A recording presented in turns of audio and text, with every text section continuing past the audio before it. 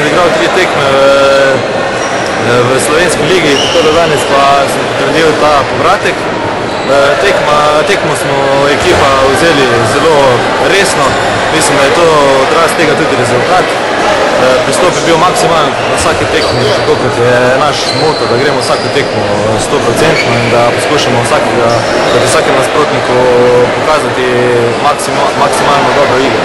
Tako da mislim, da je zmaga povsem zaslužena, razlika je pa temu nasprotniku primerno velika.